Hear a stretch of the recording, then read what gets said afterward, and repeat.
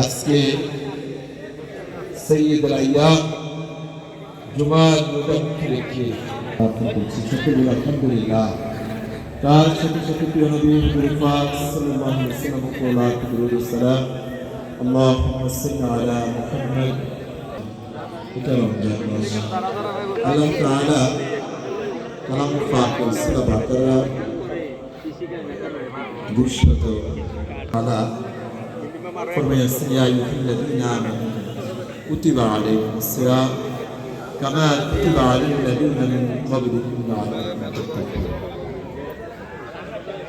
হে ঈমানদারগণ,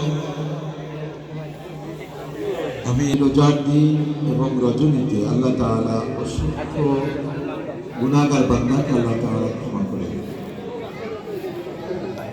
আল্লাহ তাআলা শুধু উম্মতে মুহাম্মাদের উপরে রোজা ফরজ করেন নাই, তিনি অন্য অন্য নবীদের উপরও রোজা ফরজ করেছে।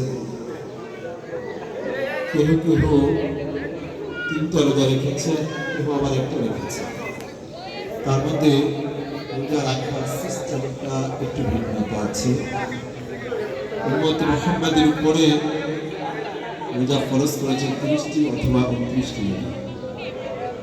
আর রমজান মাসে যারা আল্লাহ তাআলাকে খুশি